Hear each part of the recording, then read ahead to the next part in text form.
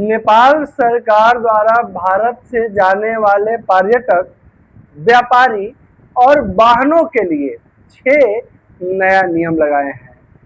PM Balen Shah के द्वारा दिए गए दिशा निर्देश के अनुसार अब भारत के सीमा क्षेत्र से गुजरने वाले व्यापारी, गाड़ी, व्यापारिक किसी भी तरह का आवागमन पे 6 तरह के नियम लगाए गए हैं, जो कि एक आम आदमी या जो नेपाल घूमने जाते हैं उनके लिए भी ये 6 नियम जो लगाए गए हैं वो बेहद जानना जरूरी है। क्योंकि अब जो है, पहले क्या होता था कि सिर्फ आधार कार्ड से भी आपकी एंट्री हो जाती थी और आप आसानी से नेपाल चले जाते थे, लेकिन अब इस प्रावधान को खत्म कर दिया गया है। क्या 6 नया नियम लगाया गया है नेपाल सरकार की तरफ से भारत से आने जाने वाले लोगों के लिए, गाड़ियों के लिए, ये जानना आप सभी को बेहद जरूरी है।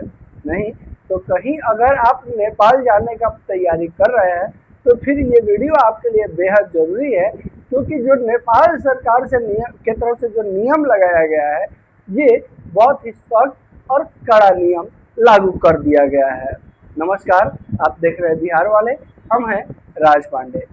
नेपाल सरकार के द्वारा भारत से आने जाने वाले व्यापारी या वाहन या पर्यटक के लिए जो नया नियम लगाया गया है वो नियम सभी लोगों को जानना बेहद जरूरी है। पहले ये नियम नहीं था, लेकिन पीएम बालेन शाह के आने के बाद ये सख्त नियम लागू किया गया। क्या अपडेट है, क्या 6 नियम लगाया गया है, क्या कुछ नया जो है लेटेस्ट अपडेट दिया गया है, सभी जानकारी विस्तार से आपको इस वीडियो में हम देने वाले हैं। अगर आप नेपाल जा रहे हैं या नेपाल जाने की योजना बना रहे हैं या नेपाल से अगर आपका किसी तरह का व्यापारिक संबंध है तो फिर ये वीडियो आपको देखना बेहद जरूरी है। वीडियो को बिना भगाए हुए देखिएगा, बिना स्किप किए हुए देखिएगा, क्योंकि सभी जानकारी आपके लिए बेहद जरूरी होने वाला है। सबसे पहला नियम तो देखिए, नेपाल सरकार द्वारा भारत में जाने वाले पर्यटक, व्यापारी और वाहनों के लिए हाल ही में सीमा नियमों में विशेष रूप से भारतीय वाहनों के प्रवेश पर सीमा पर खरीदारी पर को सख्त करते हुए नए दिशा निर्देश जारी किए हैं। तो नेपाल सरकार द्वारा लागू किए गए 6 प्रकार के प्रमुख नए नियम क्या है? तो नंबर 1, वाहनों के लिए 30 दिनों की समय सीमा। भारत में रजिस्टर्ड वाहनों, कार, बाइक, जीप आदि को एक वित्तीय वर्ष में नेपाल में केवल 30 दिनों तक रहने की अनुमति दी गई है। इस अवधि से अधिक रुकने पर वाहन को जब्त कर लिया जाएगा। नंबर 2, दैनिक परमिट शुल्क।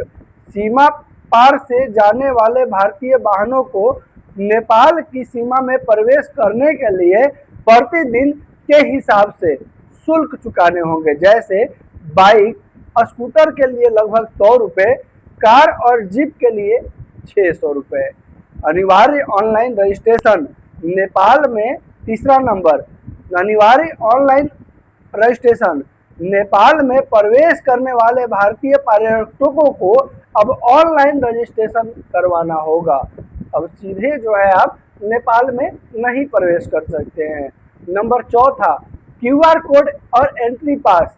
सीमा पर एंट्री के लिए एक क्यूआर कोड पास जनरेट करना अनिवार्य कर दिया गया है। नंबर 5, वैध पहचान पत्र। पहले आधार कार्ड से एंट्री हो जाती थी, लेकिन अब जो है एक वैध पहचान पत्र चाहिए जो कि भारत सरकार के द्वारा मान्यता प्राप्त हो।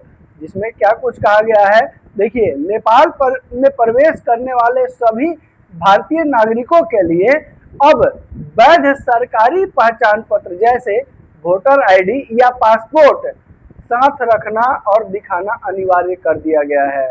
नंबर 6, 100 रुपये से ऊपर की खरीदारी पर कस्टम ड्यूटी यानी भंसार भारत से नेपाल में प्रवेश करने वाले यात्रियों द्वारा भारत में खरीदारी की गई 100 से अधिक वस्तुओं पर अनिवार्य रूप से कस्टम ड्यूटी भंसार शुल्क लागू की गई है।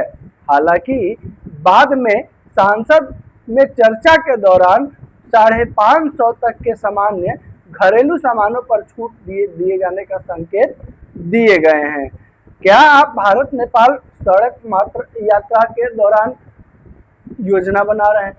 भारत से नेपाल जाने के दौरान आपके को और कोई गाइडलाइन चाहिए, आप और नई जानकारी इकट्ठा करना चाहते हैं तो कमेंट बॉक्स में जरूर लिखिए।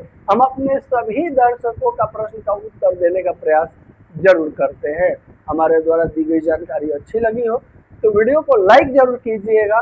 फिलहाल पीएम बालेन शाह के आने के बाद नेपाल सरकार के द्वारा बॉर्डर को लेकर के अन्य चीजों को लेकर के बहुत सारा बदलाव किया गया है और अगर आप नेपाल जाने का योजना बना रहे हैं और सभी जानकारी अगर इकट्ठा नहीं करते हैं तो हो सकता है कि आपके लिए नई परेशानी खड़ी हो। अगर आप नेपाल जाने का योजना बना रहे हैं तो आप जो है सबसे पहले जानकारी इकट्ठा कीजिए। अगर इसके अलावा और कुछ जानकारी चाहते हैं तो कमेंट बॉक्स में लिखिए।